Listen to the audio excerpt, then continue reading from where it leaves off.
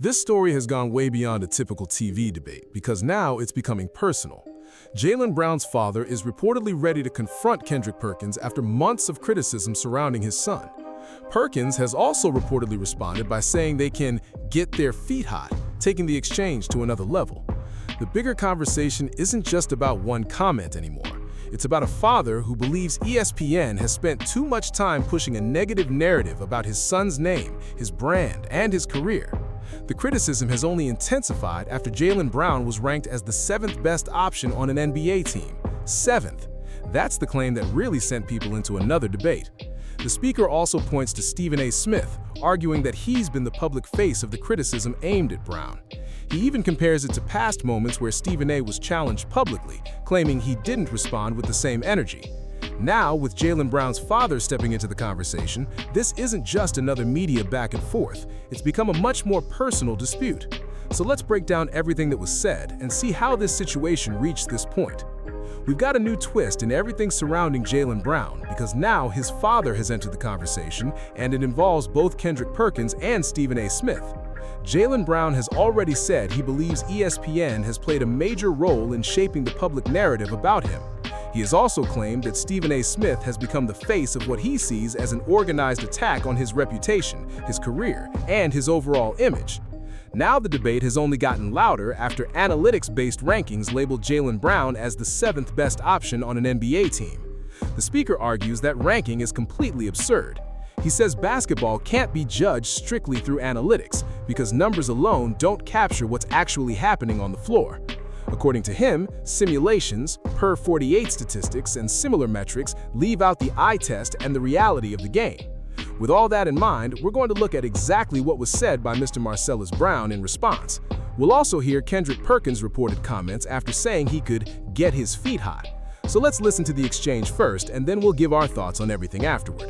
ESPN is unethical. Stephen A. Smith is the head face of that. But, the organization, the players, they were all in agreement. They all knew what I meant by that. Optics is everything. They're looking at like, bro, you scored less, you rebounded less, you assisted less, and you won a championship. In the year that you scored more, did X, Y, and Z, you lost, and you said that's your best season. It's just the optics. Getting on my last damn nerves, I ain't gonna lie. I mean, he's so full of shit I want to throw up. Suddenly, we're unethical because we're telling you how your comments came across. One of your asses in France. You can't deal with the heat here in America and justify the way that you've acted since you got bounced out of the playoffs. Nobody's done anything to you, Jaylen Brown. You see, ladies and gentlemen, I shouldn't even be upset because this should be an indication to you about how small people can become. I'm unethical. I'm the leader. ESPN, the entire network. With all the love the network shows you, we're all unethical and I'm the leader. I didn't know you would come across as that soft, bro. You want to talk about accountability and all of that other stuff? Fine, dog. You're welcome to come on the show. I keep talking about that dungeon you in. I'll show you what a studio's supposed to look like. I got one. You want to talk shit about me, and you want to question my ethics or whatever, name the time and place, bro. You name the time, not the place. We gonna do it on my set, because I ain't coming to that dungeon. So when we made these comments, because I say we, it wasn't just Stephen A. I said it, Wilborn said it, and he attacked Stephen A. But after that, because these comments were made on May the 4th, on First Take, 2026. Jay, can you read this text message real quick? I didn't even have this number saved. Sure. But read that text. Former Celtic here. Keep speaking the facts. Pound emoji. Much respect. Okay, cool. So he was texting me that because of what I just said. We had a conversation about Jaylen Brown. Then I get another text that said, hey, JB tripping. Another text from a former player that played with the Celtics. JB, lack of accountability, right? And then I went to X because it's one of my favorite social media platforms. And during that time, JB, I think it was maybe the same day or the next day, he had players, legends, that don't agree with you, bro. They don't agree with you. They don't like the way that this looked. And what you said and how you said it during that time, it didn't make it look good. Everybody already got speculations. What about him and Jason Tatum relationship? Oh, and by the way, we still haven't seen Jason Tatum on your Twitch yet. My son is very educated enough to know what to say and what not to say, what's off limits. And Big Perk, you wrong for jumping against your teammate, nigga. I don't like that. Excuse the N-word, but there it is. You know what I'm saying? Watch your mouth, boy. Okay. The champ is back.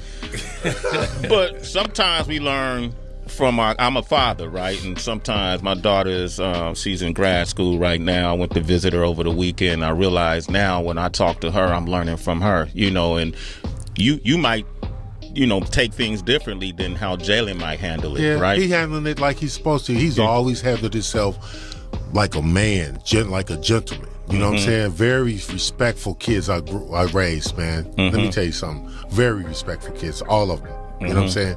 And how he handled that kind of pressure, I commend him.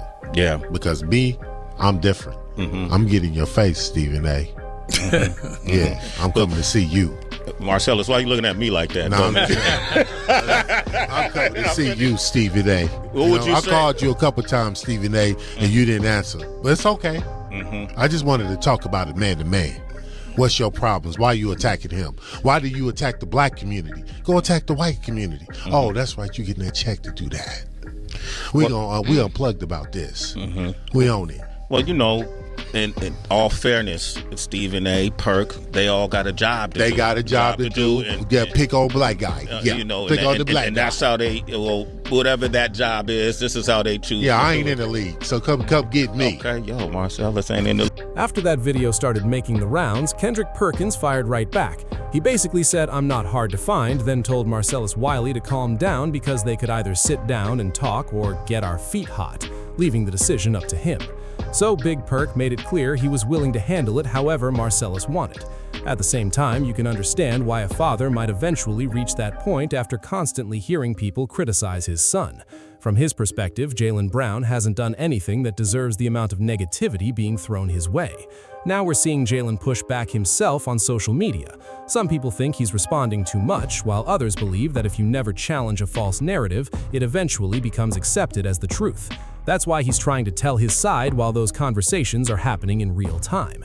It's a different era for NBA players because years ago they didn't really have that opportunity. Back then, once the media created a narrative around a player, that image could stick whether it was accurate or not. Some guys were labeled locker room problems, and before long, teams wanted nothing to do with them even if they could still play. You'd look around wondering how a talented player was suddenly out of the league. Now, players have their own platforms, and Jaylen can answer those claims the moment they surface. Is he right about everything? Of course not. Nobody is. But think back to the situations involving Stephen A. Smith, Dana White, and Serena's husband. When Serena's husband challenged Stephen A. directly on live television, Stephen A. stayed measured and chose his words carefully instead of escalating the exchange. That confrontation happened after Serena's husband had already informed ESPN executives he wanted to address him. Considering everything that had been said before, it was unlikely he would have been on the show otherwise. When the moment finally came, Stephen A. didn't match that same energy, even though people later made a much bigger story out of it. That's why it's worth asking why Jaylen Brown continues to be viewed the way he is. If most of what people see is him helping communities and doing positive work, then it's fair to question where some of these narratives come from. Instead of automatically accepting every headline, people should look into the full story for themselves. I'm not saying that's definitely the reason, but it's worth asking questions. Could any of this trace back to Jaylen Brown participating in the Big Three while Adam Silver and Rich Cho were reportedly trying to discourage business relationships involving Ice Cube's league? At first, I assumed NBA contracts simply prevented players from taking part in that league. Then, Jaylen Brown showed up and played in the Big Three All-Star event. That made me realize players actually could participate, which naturally raises more questions about everything that followed. That's part of what makes this whole situation frustrating to watch. You see former NBA players like Clyde Drexler finding opportunities outside the league because those jobs simply aren't available in the NBA anymore. So if another basketball league is giving those former players a place to work, why try to stand in the way of it instead of working together? If you don't have a role for them and someone else does, collaboration seems like it would make a lot more sense than competition. But that's the direction things went, and it is what it is. I understand why people make the decisions they make, even if they claim it isn't about the paycheck. Still, sometimes those decisions deserve to be questioned. That's just how I see it. Let me know where you stand in the comments. So that's where this story sits right now. Jaylen Brown's father appears ready to confront the situation directly. Kendrick Perkins says the ball is in his court, and Stephen A. Smith continues drawing criticism over who he chooses to respond to and when. Meanwhile, Jaylen Brown is using his own platform to answer criticism as it happens, because he clearly believes letting a narrative go unchallenged allows it to become accepted as fact. Now, the bigger conversation isn't only about basketball anymore. It's also about whether this is simply criticism of a player or whether it's something deeper involving a player who refused to follow the expected path. Drop your thoughts in the comments below. And if you've been following this story closely, don't forget to like the video, subscribe, and turn on notifications so you don't miss the next update.